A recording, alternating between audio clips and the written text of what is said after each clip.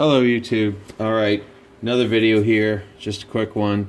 I'm gonna go ahead and test my thoughts here about pulling this lug out here. Just here. I do not have my videographer tonight, so you get still cam. Okay. Anyways, so this is the lug. This is the offending lug right here. Alright, I'm gonna take that lug out. Trying to figure out a way to not drill through my workbench. Well, let's just hope. How about we hope and pray?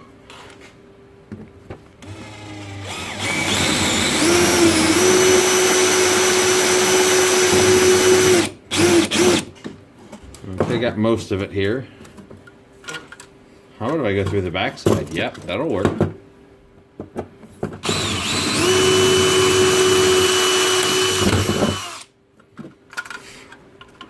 That was like totally out of the way. Now if I could have a plastic screw to go through there. Alright, so the thought here is taking the offending lug out. We do have, just for fitting purposes, you know, just so the board doesn't drop. I've got the washer here. You know, maybe this ain't the best way. This is just how I'm doing it. I haven't got my electrical engineering degree yet, guys. I can work on that and see what happens. I'm just going to put a little hot glue on that. There you go. And put this washer here out.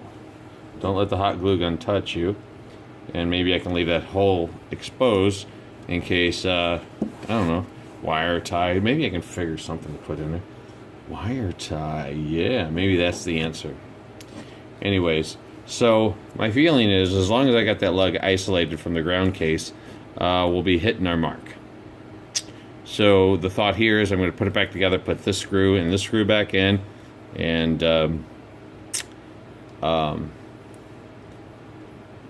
connecting all the wires, and seeing if my ground lug is still connected to the ground. The negatives here are still connected to the ground. So that's what I'm thinking here. I think the glue is cool enough now. We'll put this back in. On the bottom, it's got these, the bottom and the back, right here and here. It's got these slots to kind of hold the board in a level position. So we'll get that pushed in there in between those slots. Okay. And, okay. I'll only be able to put 2 screws back in. One of these is longer, the one that goes on the front here, because of the plastic lift here. It goes through right here. Gosh, it's much better to have a videographer than try to do this by yourself. All right.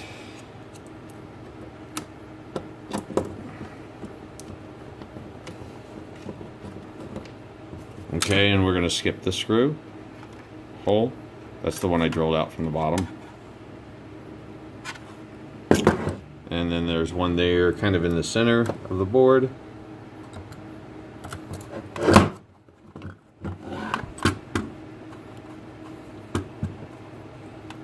me get my big hand out of the way. This is the connector for the lights that go on the back. And this is the connector here for the AC in.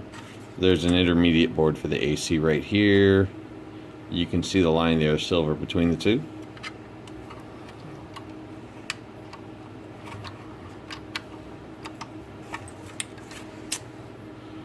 Okay, got all the connectors up.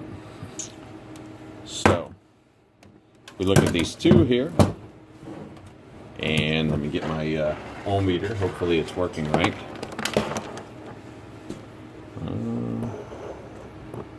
Okay. Short these together. Oh my gosh, it worked again. Unbelievable. So this one should demonstrate that the negative ground is tied to the case ground. The DC negative is tied to the case ground.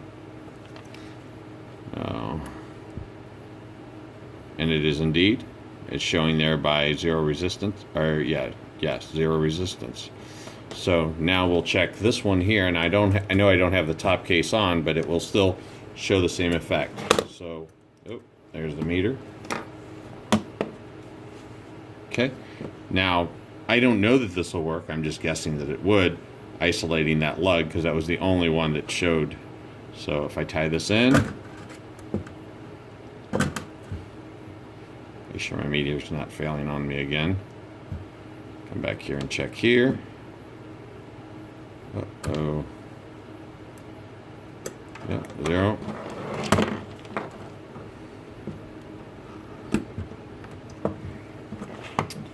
Alright, let's try this again. No resistance, and that should carry over the next 2 lugs. It does indeed. It does indeed. And now checking the ground case. So it does look like this isolation is in fact working. Let's take a look at the board and just see how, how firm it looks like in there, because obviously we're not using this screw anymore. So it feels pretty firm. I mean, I'm exerting quite a bit of pressure here up, and yeah, it does move, but that's some considerable pressure I'm putting on there. Maybe like a plastic screw or something would work, but you know what, I'm not really concerned because it feels pretty firm. There's 2 screw attachment points, and in the back of the board there's the 2 lug cutouts, and it's holding it pretty good. So I would call this power supply now isolated, and like I had mentioned previously, instead of isolating one or the other, I think I'm just going to isolate them all. So in case like if I switch a power supply around or whatever, I'm going to go ahead and reassemble this case. I think I'll pause the video, reassemble the case, and then we'll go ahead and do a power test, and we'll ohm it out to make sure it's still isolated. All right, hold tight. Okay, after a little challenge, I actually did get the cover back on. And let's see here. All my screws.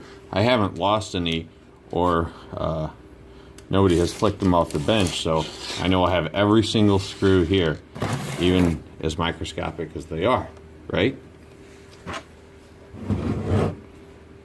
Righty. There's one. These are the 2 little ones.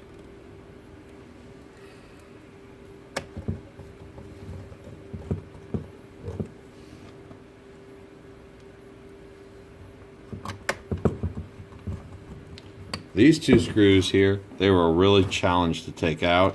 My guess is they were glued or Loctited in.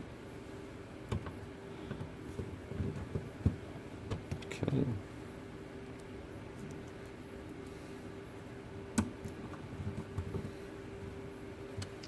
Okay, so got that. Count the missing screws here. 1, 2, 3. All right, I'm going to pause it and look in the dust kitties to see if I can find the missing screws. Hold tight.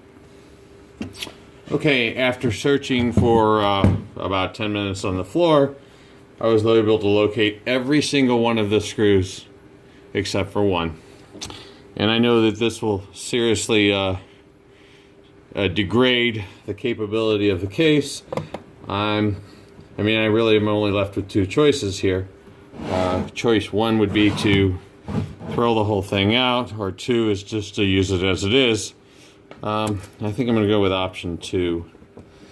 And then maybe, if I look, I probably have a screw that'll work. I don't know. Maybe that one's a little big.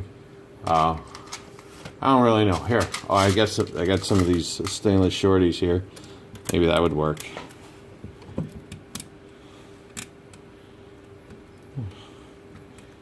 And then you screw that screw in, it's too long, and you get a bzzzt. All right, I think I'm going to leave it alone. Okay, to the test. So one of the wires that wasn't connected previously was the fan connector, and that is connected. I believe it's all rubber mounted, so I don't believe that's going to jeopardize the ground isolation. So we're going to take a look-see and see what we find. my Harbor Freight meter with the superb electric gold plated connections should not have any problems now, right? Oh, I don't think you can see the meter here. Find something to mount that up on. Can you see it? Let me adjust the camera here. Okay. Meter's working. So is the ground isolation intact? According to this meter, it is. So now I should be able to successfully, again, my intent is to isolate all of these, but I should be able to tie, you know, these hots, this hot lug, this hot lug, this hot lug, to this ground lug, this ground lug, or this ground lug, and have the cases touch and not get a short, which will provide the 24 volts at 62.4 amps.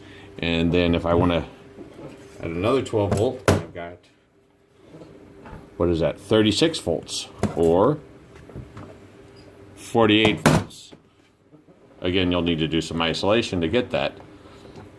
And I am seriously considering taking the lathe project and taking it up to 36 volts. I do know that my speed controller, my ESC, is limited to 24 volts at this time. I believe it's an S6. But I would definitely have to find a different speed controller to go up to 36 volts.